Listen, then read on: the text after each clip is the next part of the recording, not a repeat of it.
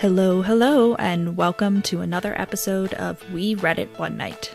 I'm back with the ladies of the Romance Your TBR podcast to finish up our talk about A Kingdom of Dreams by Judith McNaught.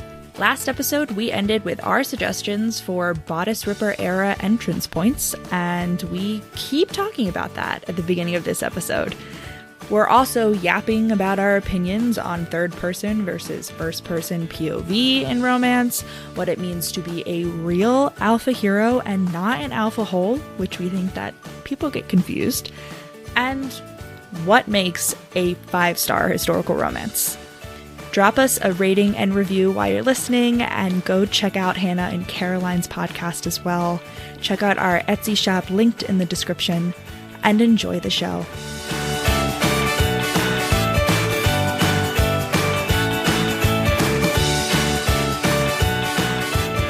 Whitney, My Love would be an interesting start. It was a phenomenal book up until the end.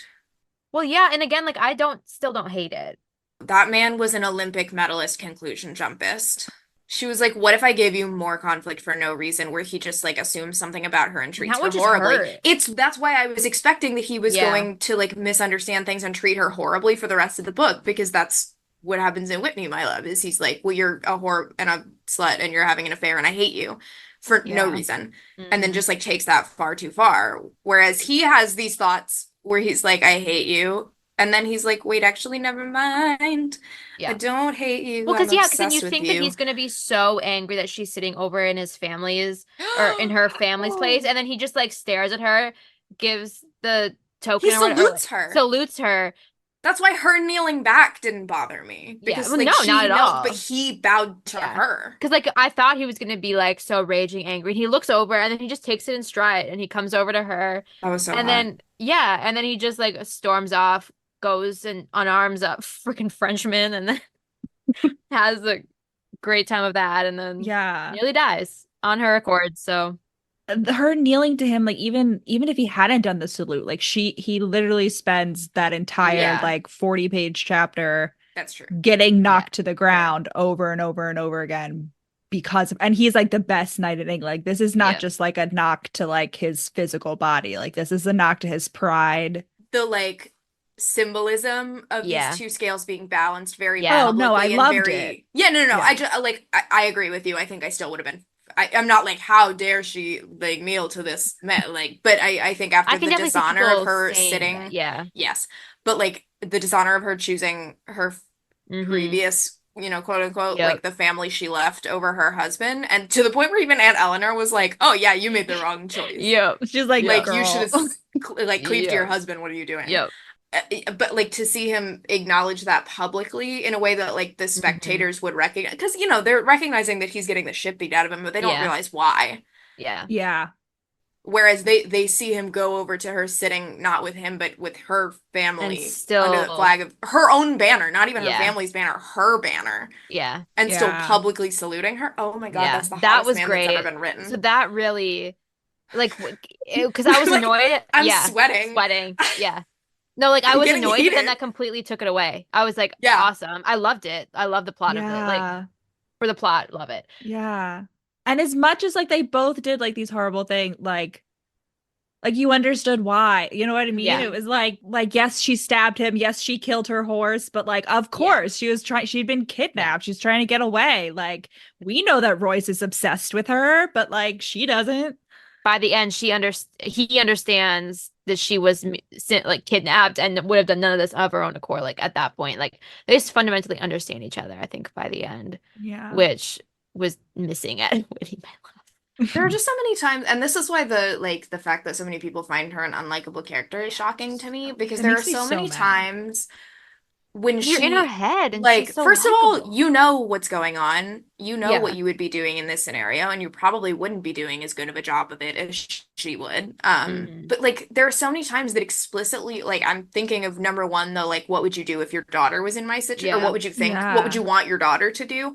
But then also her rant of all for the crime of walking up a hill. I have had to endure X, Y, and that's the turning point for him, where he's oh, yeah, she did all these things to me, but all she did she was a nuanced So there's just character. so many times where explicitly on page. Yeah. It's almost like she was writing it to the readers also, where she's like, look at, which they shouldn't have needed. You should have been able to read this and understand why she was doing the things that she was doing, but Royce couldn't for obvious reasons. And so you get explicit pleas of like, think about the situation that I am in. I have been kidnapped by this horrible enemy and like held against my will and at the threat of like rape and murder and all of these things. So of course I'm going to stab him in the face and have also been mistreated my entire life. Well, yeah, like, which she doesn't realize, but and then he ends up. She doesn't realize the full extent of. Yeah. No, I just think like the nuance of like you getting her reasoning for all that. I mean, whenever she was making decisions that I was like, what are you doing? You still understood, like her going off with William when, like, I mean, the pain of that. Like, I didn't want her to do it. No. But then again, it's like she was literally kidnapped. She loves William as like her step, like he's a good person. Well, she's thinking of her family still. Like her family and her country. And just the pain that caused was so great. Like when he was in there waxing poetic about how he loved her and was gonna marry her, and then he's like, "But it's taking kind of long. That would kind of suck if she left." And then, oh god, that was so sad for him. I know, so sad for him. He was down. There's a truly incredible in the space of the few moments allotted to him by perverse fate and an unpredictable king. Royce rapidly considered all the myriad reasons he would be insane to wed Jennifer Merrick and the several compelling reasons why he was going to do it. Yep. That like, and then there was a scene, not necessarily similar, but I just love when like books do this. Like the paragraph ended, today he was a stranger who was capable of forgetting she existed. That's her thinking that. And then the next paragraph starts, Royce had not forgotten she existed, not even the second day of their journey. So like just like the head hopping, like the POVs that like I love that old school style of like getting that kind of style. Like I loved that. That was a really satisfying. Head hopping. Yeah, I miss head hopping. I'm sad that modern romance doesn't do head hopping anymore. Like, I think they don't know how to do it well. Like I think there's just the like people think that it's confusing. Now. Like and people, it's got to be like each chapter is a different POV.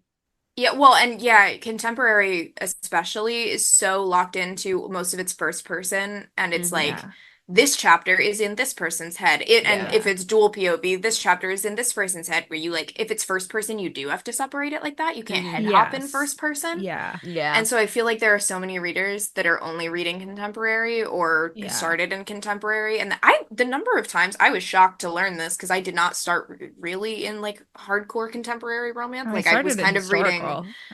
I think I did technically start with contemporary, but I only read a couple before I started reading. Like I read them pretty much at the same time, and I never paid that much attention to POVs because I can kind of read whatever, and I think it depends on the genre and what you're doing with it and like why you're making those choices. But the number of people that I did not realize who will like not read if they won't read a book if it's not in first person. Yeah, I would actually prefer it not be in first person 9 times out of 10. The only time when I'm like, I feel like a book needs to be in first person is when like one of the characters is keeping a secret and like, you know, like you can't be in their POV because otherwise why the fuck would they third person? But even then it could be third and just limited. Yeah. But no, I agree with you. Like, I think that actually, because I see a lot of people, it's the same people that are only mostly reading contemporary that are complaining about like the prevalence of like miscommunication being a plot point, like so much. Miscommunication's not a trope. Cough, cough. Yeah, but I think that the kind of miscommunication that people don't like is not possible when you're head hopping. Yeah, and like because like the reader's seeing, but like I don't like the miscommunication is only possible when you're in the single POV. Because like you don't know, you have no possibility of knowing ever what the other character is thinking in that scene, because like the next scene is going to be, even if it's in their POV, like it's the, you know, like I feel like when there is miscommunication when you're head hopping, it's usually at least a little bit funny.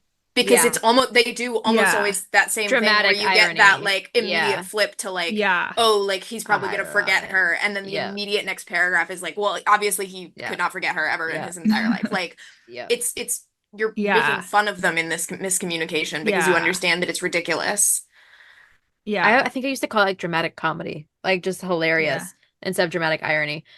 I just also feel like I think we're giving a lot of credit to readers nowadays. I think a lot of it is just like laziness and like oh well, that's true. And just kind of like not really wanting to work as hard to maybe. And like I get it. Like sometimes I want to read a book and I just want to switch my brain. And like there are certain authors that like I don't want just anyone doing and it. I'm like I just want to like have a good time. Like I'm just like floating along down a stream in like my inner tube. I just feel like you lose so many possibilities when you limit yourself to Lord of POVs Scoundrels and way. like the villain POVs and the like villain POVs like, are really fun. Yeah, we don't get random fun third scenes. Or one of my favorite examples is in Lisa Kleypas. You get the main characters are like having their little, like they don't realize that they're in love with each other because of course they don't, and you get like a paragraph in the head of someone else, and it's literally just the comedy of them looking at those two main characters and going, oh, he's obsessed with her. Yeah. That you have to have a third person say because she is oblivious to it. Well, they're both oblivious to it. That's the thing. And he's in denial. Yeah. Like, he's in denial about it and she doesn't realize it. And so you have to have a third external person recognizing that to get the comedy of like, yeah, we as readers already kind of knew it, but it's so much more fun when you have a person who's like, oh, they're not slick. I'm gonna tell you.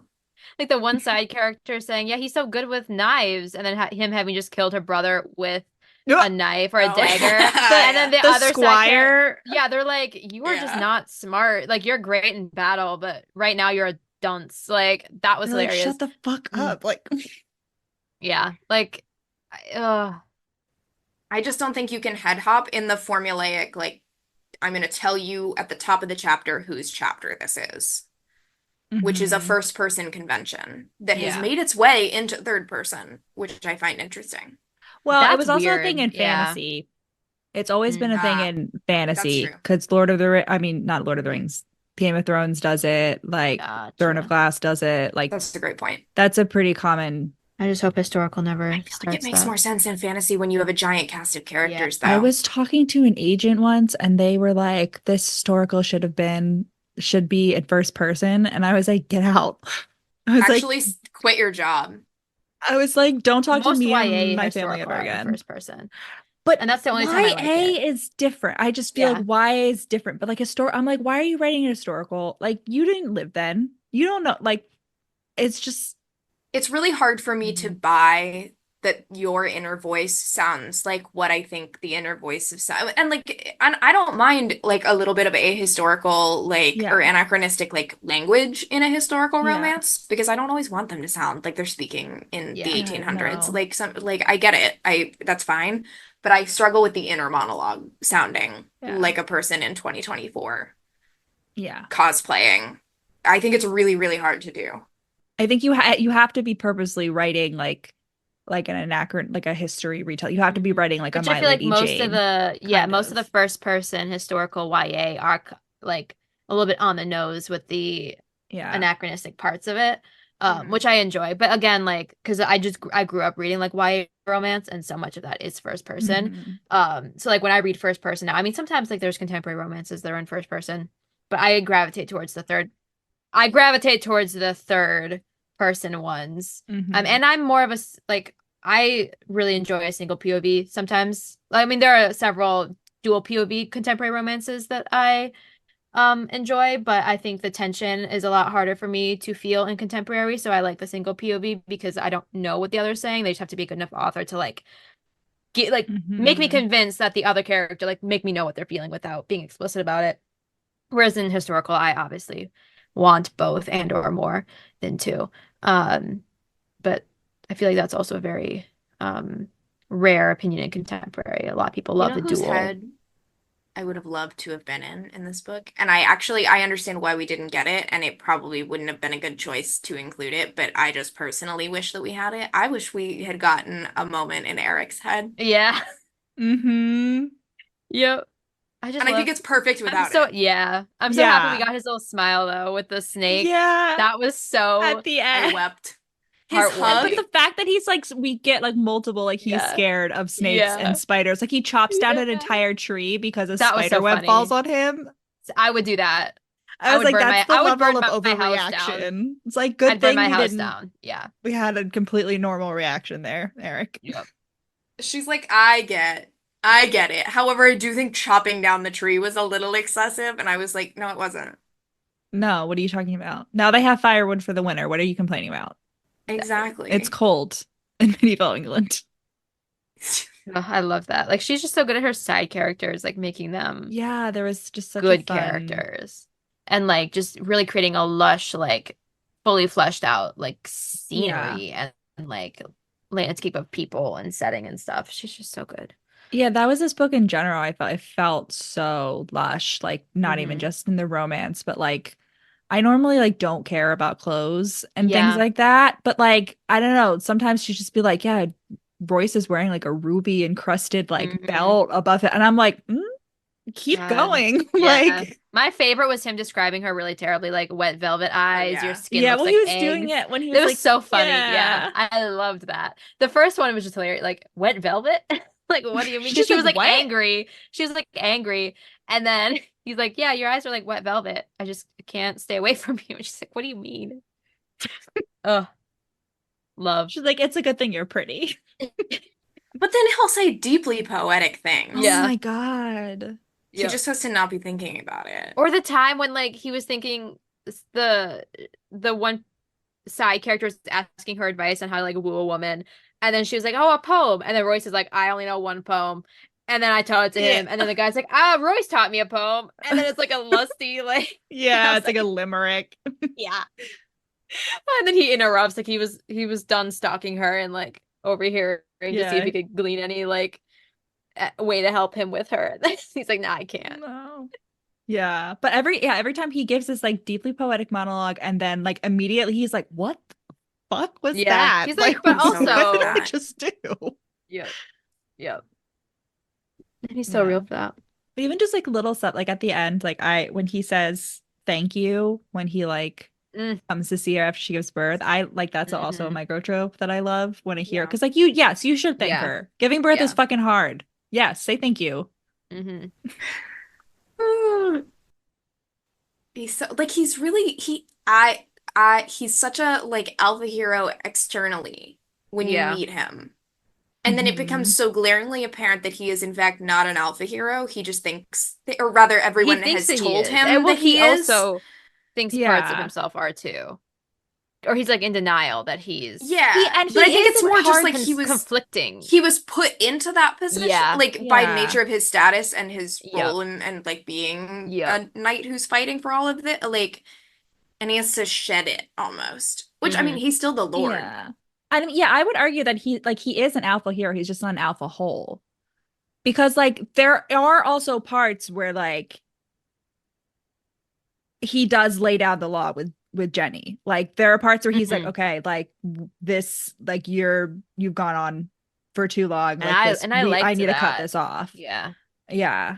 And he's like, I get it. Like I love you, but like that doesn't read as alpha to me though. Maybe I am thinking of the alpha whole thing now. Yeah. I think that's the thing is like so much like they get so I think conflated. he's like the alpha who can cede control or like I don't know. Well, that's the alpha back to, I mean, he's called the wolf. That's like back, like, I mean, the whole alpha and omega nonsense, as much as I love the Omegaverse in real animals, is not an actual thing. Right. But like, if it were, like, the point of the alpha is not to control the pack, it's to protect the pack. And that's what Royce is. Like, he's strong enough, like, even in the way he builds his castle, he's like, I am building it so that not just like my family is safe, but like also my serfs are safe. Like I just want to like no one's gonna come after like what I love. Well, and then you get Jenny using his authority that he has bestowed on her very publicly and hotly. Also the little boy throwing the oh my god, don't hold on, we have to come back to that because I'll cry. But using his authority to like put the badges on everybody's houses so that they can't get taken advantage of, and he immediately is like, yeah, actually thank you for solving that problem so efficiently. And you get the sense that like he would have done something about it, he just, you know, he's busy and he's got a lot going on, and so he's like, great, awesome, we're partners, thank you so much for handling that. Oh boy. I would like to get an extra bonus epilogue of Eric's POV in all of these moments, but including that one. Yeah. Eric, you just know, like, within like 20 minutes of the meeting, he's like, oh my God, just fuck already. Yeah. Like, come on. He's so annoyed. He's gotta like chaperone her like at in the thing, and he's like, oh my God. And then he's carrying Aunt Eleanor's pine boughs. Yeah, he's like trailing around while she's picking her herbs. I just imagine this huge, ginormous man with this teeny tiny little old lady, and it delights me. And I know that he adores her. Yeah. Even though she publicly talks about his bowel. She's like, you have IBS. Like, I'm trying to help you. You have like medieval IBS. I'd love to know. I mean, she's probably not wrong. She's like, it's no wonder you're in such a bad mood. Like, don't eat goose. Yeah, he just constantly he eats like one goose. Whole goose. He eats the whole goose. It's like I literally like that's like in college when like you can't afford, so you go buy like the $5 chicken. The rotisserie chicken. That's all you eat, and like that's your meal. Yeah, just like picking it apart, like you truly are a medieval king. Yeah, you're Eric, the stoic medieval knight. So much happened because I was like, how do I describe this book? I was like, I have no clue. No, like, how do you like summarize it? I was like, I don't know. I tap out because you can start at the beginning of like, well, they get kidnapped, but that's not even. I mean, it is the beginning of chronologically, but it's not the beginning where you start. So much. There's so much. Because I was like, because when I finished, I was like, do I even remember like what I was like, what happened? Because I like to kind of like to tell myself like what happened so that I can refresh myself because I have a terrible memory. And I was like, I know what I felt, but like what? Like, how did we get here? And then it all starts coming back. And we're talking about it, and there's just so many parts. Yeah. My thing with like rereading it even was like, I was like, oh, I don't think I remember most of this book because it's been like 2 years ago. It's so long. But like as I was reading, I was like, wait, I know what happened. Like there's like so much, but also like so little in terms of like plot point. Like, I don't know. Yeah. I was like, I actually remembered everything. Like there wasn't anything where I was like, oh, I forgot that happened. Well, because there aren't that many. I thought it was interesting. I glanced briefly at the Goodreads reviews, although I didn't go digging. And just like one of the first ones I came across that was bad, after which I stopped reading the reviews because I was like, actually, I don't care about anybody else's opinions. But they were like, yeah, basically. But they said like basically they had to slog through it because it was just so boring and nothing happened. And I was like, well, number one, on the plot side, many things just happen. like externally, it's when you actually do break it down and go back through, not that many things happened. Yeah. But what makes it interesting so much is weight. The constant back and forth of power. Yeah. And the back and forth of like emotional turmoil and the raising and lowering of walls repeatedly. Like it's an external book, but it's also a deeply internal book. Yeah. So I don't know how you can read that and think that it was boring and that nothing happened. She quite literally launches you into the middle of the plot, which I love. Yeah. Record scratch. Right. And then it's not like you get a lot of backstory when you do go back. It fairly quickly goes from like she's playing with some kids to and she's been kidnapped. Yeah. But it's like such a good way to establish her character too, because we start with her like talking to God and also being like, I want to kill half the people in this room. Like, I hate this so much. And then immediately she's like nice to kids. Yeah. She's such a hard character to dislike, I think, because she's established as someone who has big emotions, but she's also well liked by her staff. She's liked by kids. She's a very good person, but she's also a little crazy, like dramatic at times. Like just a very well-rounded, well-nuanced like character. Like it was to me just very fascinating to read that book in a lens of not liking her, because it would be so frustrating if I didn't like her because everyone else likes her, but like not in like a Mary Sue or like a she's so perfect she does nothing wrong way. But in just like a very natural, like she's just a good person. You can't help but like her. Exactly. Yeah. So I was like, this would be really annoying to read if I didn't like her. And I was just like, damn, why do these people like don't. Like, it was just so hard to understand. And I could even understand, like, I would be more frustrated if she couldn't hold her own in some way. And that she was just making like that useless. happens a lot too. Yeah. But like if she was just making like useless, dumb escape attempts, and you're like, why are you like that gets to me. Why are you sewing his sleeve shut if it weren't like a thing that she needed to do? Well, she didn't. Yeah, she's not just doing it sew for the shits sleeve shut. But then it was funny when, but it slowed him down too. But it did slow him down, and it got her respect from the seamstresses. Being right. Like, so actually do that? Yeah, I can understand more if she was like all of this bluster, but then nothing that she did actually was effective I get annoyed in any way. Yeah, but I'm like, she's effective every time, basically. Mm-hmm. She escapes multiple times, and like, yeah, she gets caught, but not only the first time. Fault. Like, well, that's true. Mm-hmm. Like they outwit him and his entire army repeatedly. Yeah. That's like why he's mad at her, is that he's like, you make me look like an idiot because you've repeatedly escaped and humiliated me. Yeah. Like she's so competent. But he's like, I'm also so turned on by that. Like, he's so turned on. So aroused. They're so equally. When she's not running away, he's like, well, this is wrong. I was thinking a lot about when I took playwriting classes in college, because that was my major. We talked a lot about like when you are conceptualizing who has the power in a scene, and like your dialogue should always be driving towards something, especially in a play where dialogue is the only way that you're like really communicating things to your audience.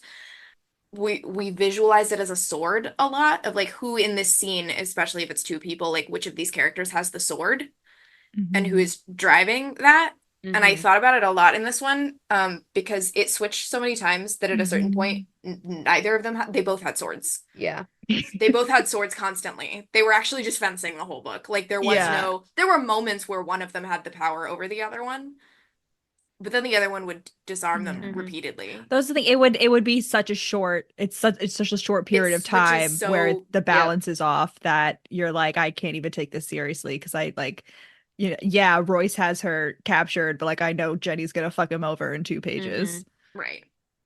But but she slashed the blankets. We're off and away. Yeah, because it's like she does feel bad about that. Yep. And I think he loved her humanity. Like he could be angry, but then he also like she was human about it. She's like, oh shit, like I probably shouldn't have done that. Like I also killed your horse, and I feel bad about that. Like I'm sorry. Like one of my favorite college courses was like. It was an English course, but it was about the art of courtly love. And they talk a little bit about like courtliness in here and like being gallant and chivalrous. And like really in the courtly love, it's like the woman's on the pedestal and the man has to suffer and do all this as it should be. As it should exactly. But here bring back courtly love. It's crazy how much it is. She was like, my professor was like, once you take this class, you'll see it so much in pop culture and it will like forever influence your life, and it's very, very true. It's a very fun course. But just like in this book, I love the balance of it because you have him almost dying for her, but then she kneels for him. Whereas like in the traditional, like she's never like she's always on the pedestal and like she would never like deign to do that. And so I just loved like the power, and like Caroline was saying about who has the sword, and like they're like they both have swords. Yeah. And like they both have the power to hurt each other and to like I don't know, love each other. The kneeling is also such a good twist on like if you compare it to the Taming of the Shrew in the ways that it mirrors that, but also subverts what you expect with the Taming of the Shrew. The ending of Taming of the Shrew famously is this very controversial monologue that Kate gives, where she comes out and scolds other women for not obeying their husbands. And it's really, really hard to play straight because it's like how I come out here and say like, oh, your lord husband is everything good and you should be doing everything he says. And then at the end of it, she basically is like, if my husband asked me, I can't remember, I never performed it, but if he asked me to lay my hand on the ground for him to step on, here it is, my hand is ready, may it give him ease.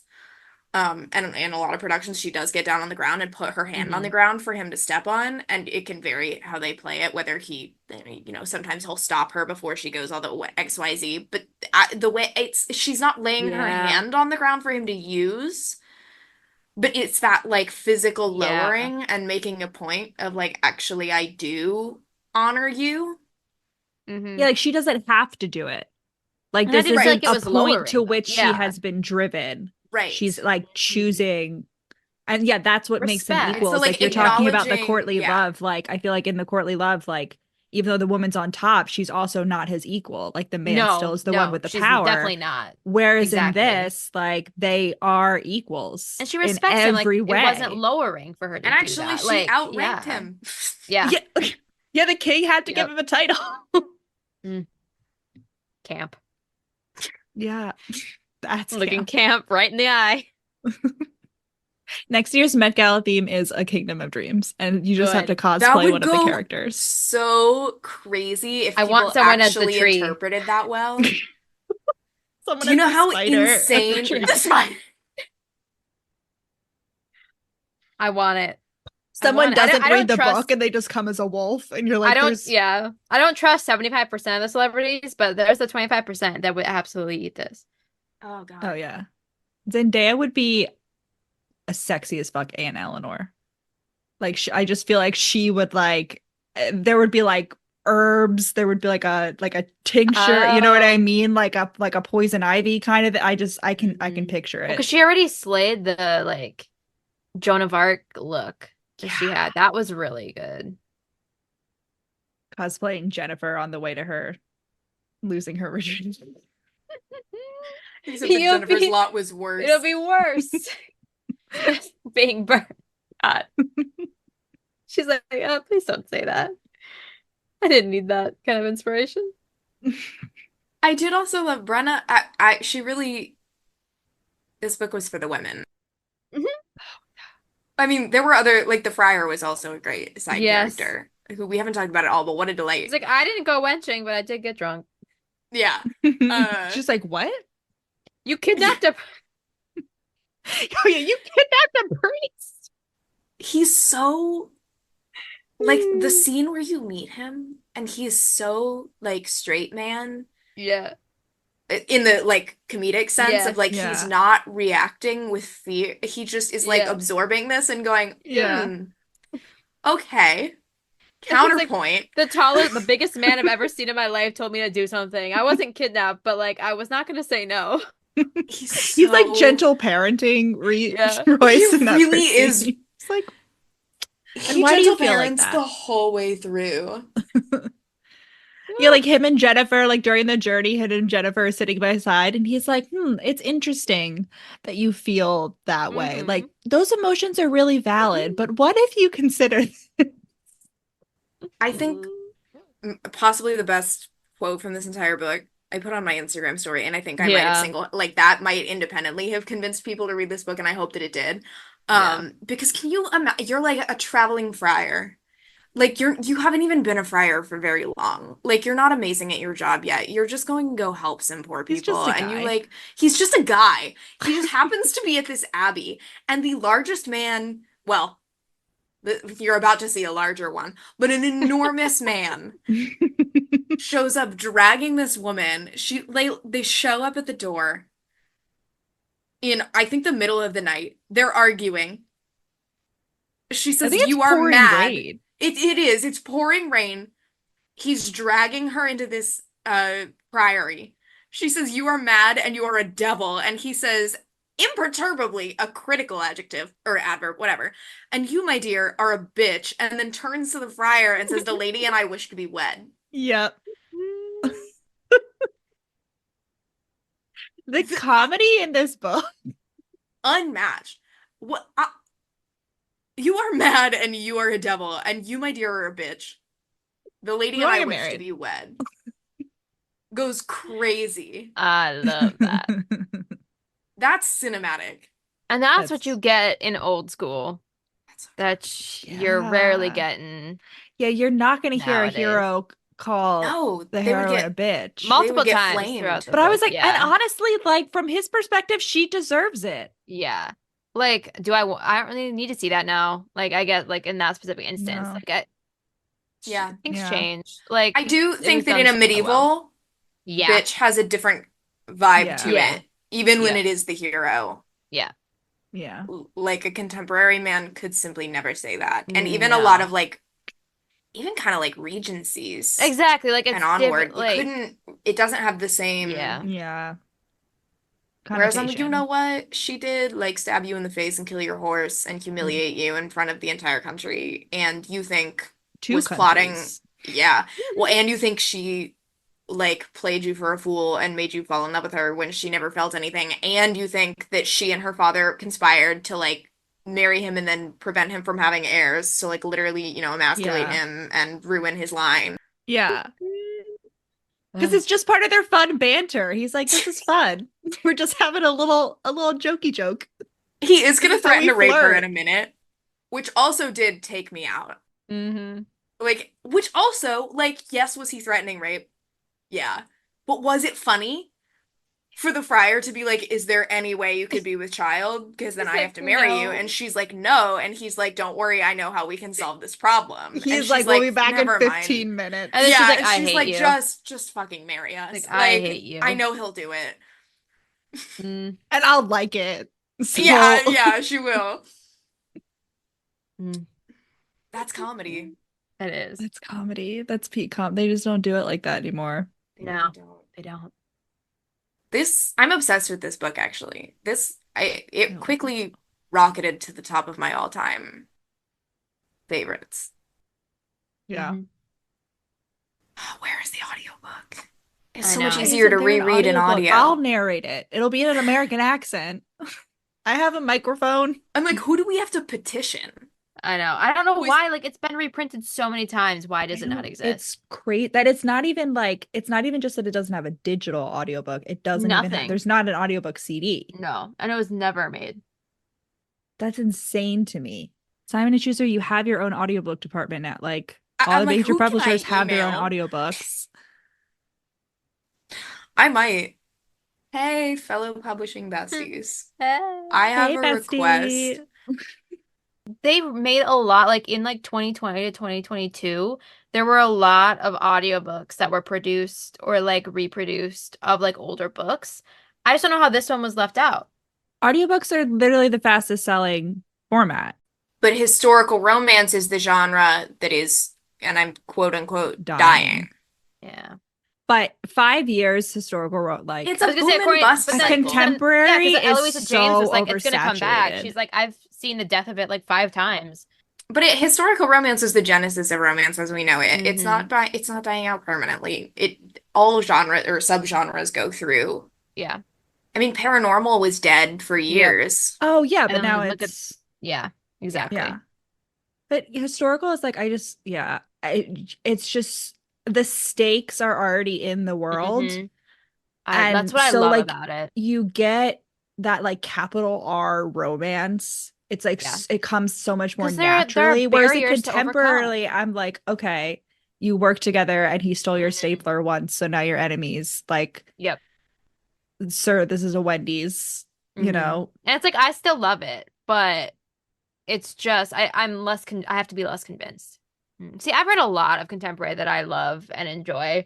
I just think that like historical just has that natural set of boundaries that are just far more interesting to me. Because there are very few reasons that you can convince me of that two consenting adults in today's, like in the Western, like American 21st century culture cannot date.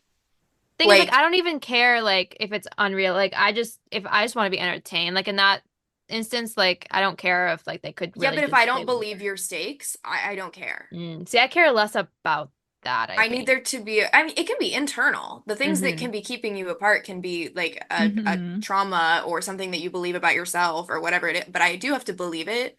Otherwise, I'm like, this is, like, there's nothing... I read one, which I will not say what it is for reasons, but I read one semi-recently. It's not one that I work on, thank God. But I was like, there's no reason for you to be doing the things that you're doing. And also there's nothing actually stopping you from being together, like emotionally, or it was like a workplace romance. But like, if they had just like gone to HR and been like, hey, we're dating.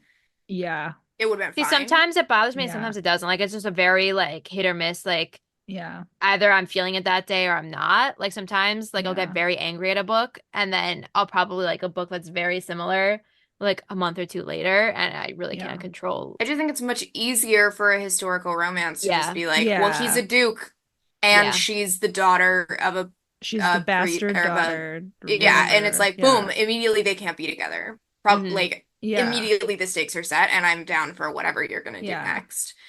Whereas again, the like workplace, well, he stole my stapler once, and I'm like, but I don't believe. I don't. I mean, there are plenty of contemporaries that I love. Yeah. But it's just so much harder to find that like lush, that like, I don't know, the feeling of romance rather than like I'm just reading a romance book, like being like swept away in a way. Yeah, I just feel like more historical romance is just more romantic. Like just in the I don't know, the bones of it. Yeah. Yes. Flowy white shirts, big dresses. Like it's just so romantic. I don't know. There is nothing in contemporary that you can do that will give me the vibes of like the most powerful and feared warrior in England having kidnapped you, the daughter of a Scottish laird. Yeah. Yeah. And they're touching hands for the first time. Or like, Jessica she's Trent, stabbing him in the face. Or stabbing in the face, shooting in the arm. Like, there's like, a lot of things. Nothing will give you that vibe in contemporary. No. Yeah. Paranormal can do it, but paranormal has its own bonkers vibe. Yeah. And I would say I sometimes see it in Mafia. See, I don't read Mafia, but I believe But it's because it's fucking like the stakes. That is also a world where there are stakes built into the world. Well, and you have that like structured societal system, like it is medieval. A lot of ways. It is a lot of ways like historical society, like the Mafia. It's very like patriarchal and like hierarchical, and you have, I would agree, and violent.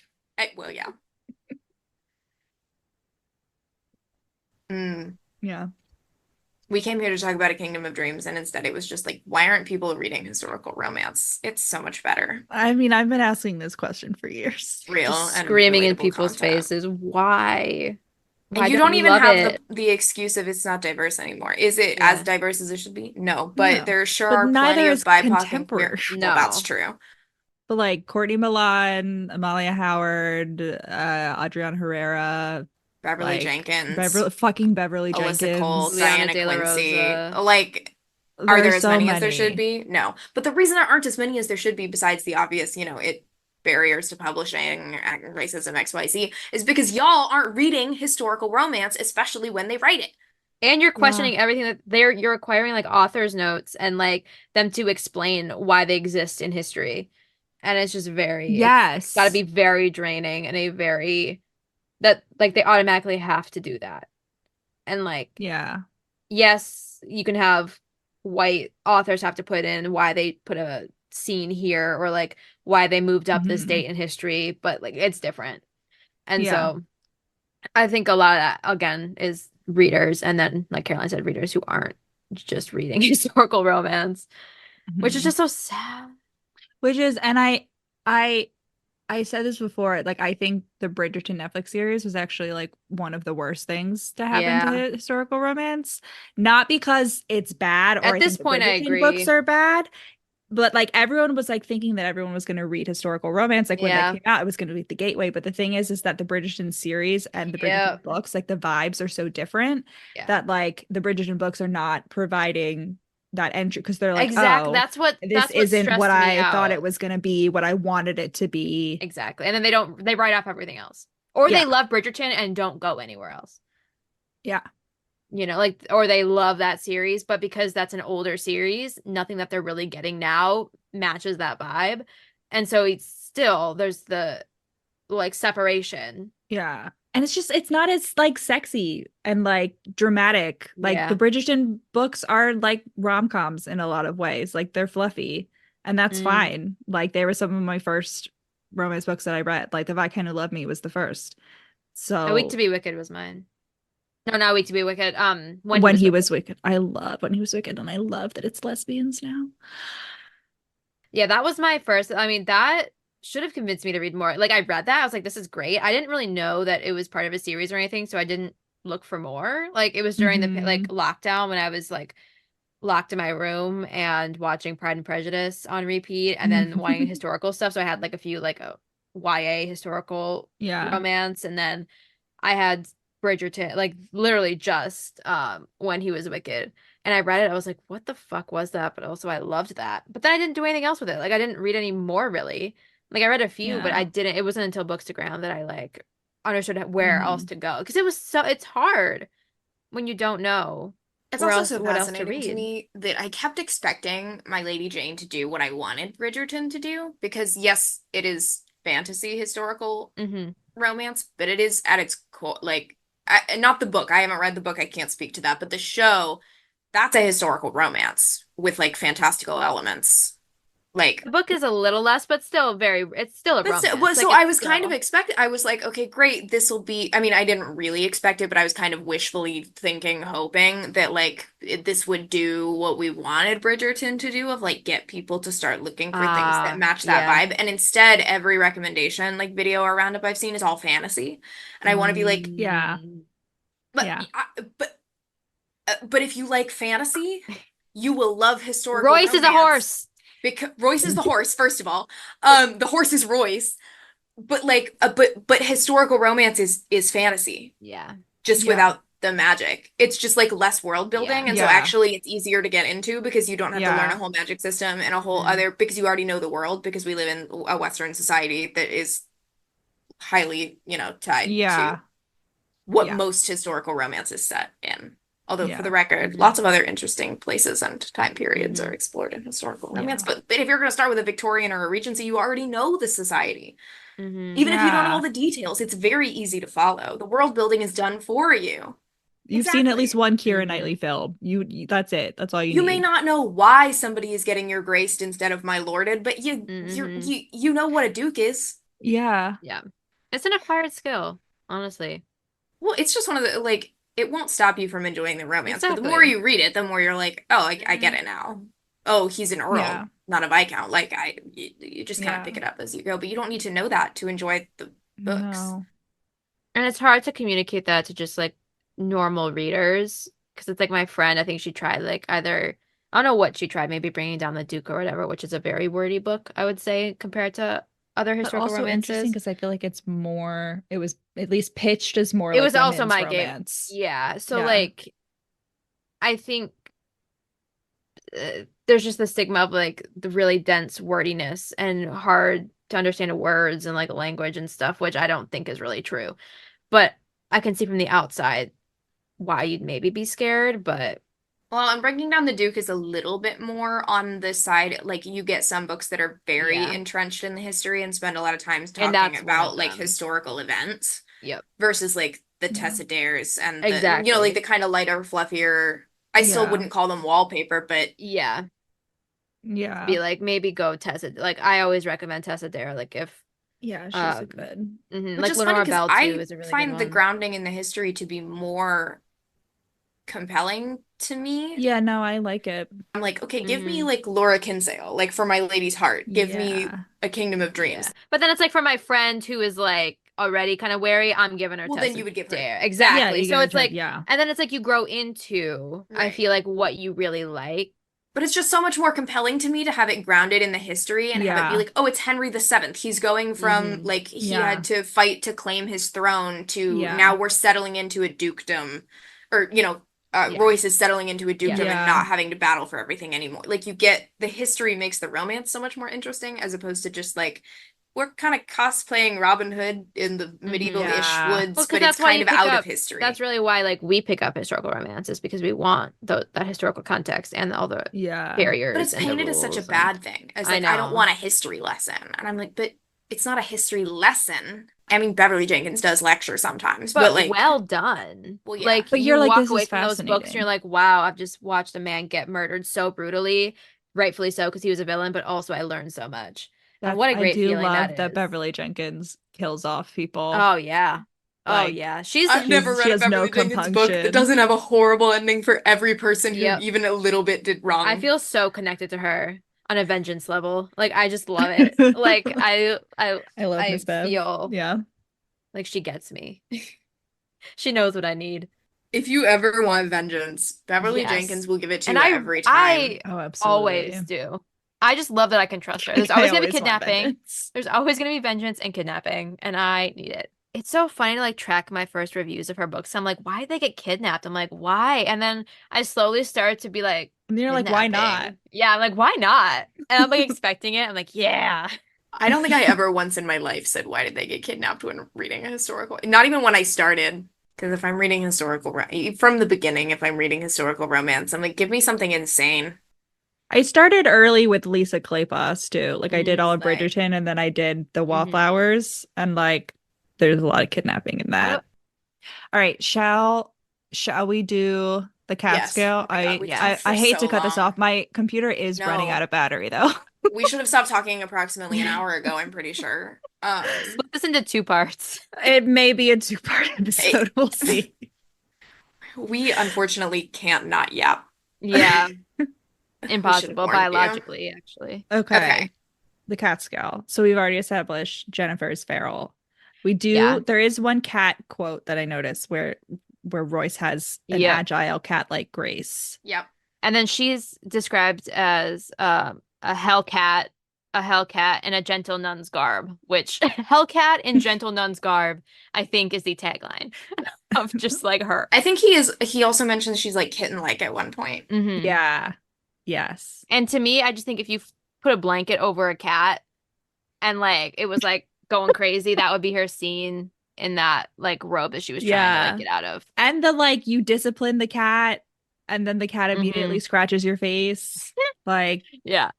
But also notably, no actual cats ever make an appearance. No, it's no shocking animals to me. other than horses. And like it's surprising there's no dog, there's no loyal hound. Yep. There is no loyal hound, but he is the wolf. That is true. There can be no other loyal hound. He is the loyal hound and tenderest of hounds. Well, but he's also the horse, so and he's like he's the horse, but he's also like an Irish wolfhound. And he's also the black wolf. He's one of the big bear dogs. Mm-hmm. Mm-hmm. He's a dire wolf. Nice. One might say. Which I just found out were real and not just from Game of Thrones. They just went extinct. Oh. And then that made me really sad. That's fair.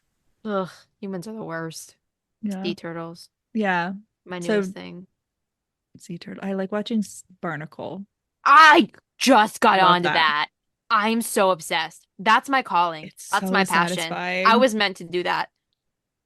I was meant to debarnacle a sea turtle every day of my life. Screwdrivers? I was so meant to debarnacle is a crazy sentence. I'm so serious. I saw a video on Twitter of that exact thing. I immediately watched like 10 other videos of debarnacling. Yeah, I was on TikTok and I found that turtle like, hospital. Animal sanctuary. Yeah. Yep. Yeah. Mm-hmm. Yeah. No, so then I got on a sea turtle kick and they've been around since dinosaurs and yet the humans are the ones who are killing them, which is great. So like they're almost extinct now and it's like they've been around for so long. But yeah, barnacles, little fuckers. Barnacles. Didn't know their game, was unfamiliar. I want to experience that once in my life. I won't be able to because it hurts the turtles to remove them. So like they wouldn't trust me, but like spiritually they should trust me because I would be so good at it. You're there in It looks so sad. It's like pimple popping or like but it's like so much more satisfying because it's not as gross. It's like the crap like oh god. Anyway, Caroline's like cat scale. Jennifer is a cat. We established that Royce is a horse and also a dog. And also a wolf. I feel like all the other characters, like, if they were animals, they're like the fun mice in Cinderella. They're just like the cute little quirky side characters. Mm-hmm. I agree. But Jennifer was just so feral. Very feral. She gives cat. There's this cat on TikTok named Lucille. And she used to be a street cat, and the owner is like, this is like Lucille's backstory, and it's just like pictures of her beating up other cats like on the Ring camera, and she's like, this was before Lucille retired. And that's Jennifer. Jenny is Lucille the cat. Love that journey for her. And that's exactly what she does. She has to fight for 17 years and then she gets to retire in her nice little castle where everybody loves her. Shall we share our scores? Ratings. Yeah. Yes. Which one of you would like to go first? I don't know. It's out of 10, right? Yeah. I'm going 3. I don't think her being cat-like is high enough. It gives it a couple of points, but there are no cats. There's not even a hint of a cat. Well, but Royce is cat-like. But he's also a wolf and a horse. I do think points were deducted because there was no purring, mewling, or growling. That's growling true. was mentioned once, and it was the king who did it. It wasn't Royce never growled. What's with that? He's too tender. Because he's too soft. But even like a tender growl, a soft growl, because I mean heroes are growling all over and grunt like. I thought that was he would never. He would never. He's not a growly guy. He's when he's gonna be mad, he's very stern. He's very stern. And he's a daddy. He's gonna be like Jennifer. He is a daddy. Yeah. So true. In that way. So true. Mm-hmm. So I do think points are deducted there. But I do think her feralness is a point in her favor. I was between 4 and 5. Because she really carried the weight there, but she did carry it well. But I would have loved to see her even go crazier. Like, embrace the feral, Jennifer. Embrace it. So, yeah. What'd you do? I mean, I was going for like a 7 or an 8. Wow. Because she's just so... What's your most cat book? Let's see. I'm reminded of like the scene in Twilight where he's like, Edward's like looking around the Twilight diner. was like an cat. 8. And he's like, because the vampires are cat-like, very specifically. Cat. Caroline, never seen once it. we've given it a 10. We gave Ice Planet Barbarians a 10. The most cat-like book we ever did, and this one is just simply not fair. It's a historical romance in which the hero is an alien. Yes, Rejar by Dar Joy. Like, that just wasn't fair. Give it less than a 10. That was like 1,000. That was. I started reading the other one, the second one, I think, in that series. Just randomly. I was supposed to be cleaning, and then it just reminded me of the Rydstrom book, so I just was like, I'm gonna read it. I read 100 pages, and then I never touched it again. Just because Did you ever read Rejar? No, not yet. They have the audiobook. There is an audiobook of Rejar. Is there? Yes. Oh, I think I did the audiobook. I listened to it, and I liked it. It's funny. Rejar's amazing. Well, because the other one was good insane. too. He's so insane. Amazing. Oh, that was a good episode. That was fun. All right, so Hannah, are you a 4 or 5? I'll go 5. I'll meet in the middle. Okay. So, all right, that's 5. An average of 5. I didn't even have to pull out my calculator for that. That's nice and easy. Well, we hate math, so. No, I was like, I can only do tips. It's the only thing I got going for me. Do you guys want to say where they can find you? Where our listeners can tap in? Well, the pod's socials are nice and easy. We are just Romance Your TBR on, well, really just Instagram. Yeah.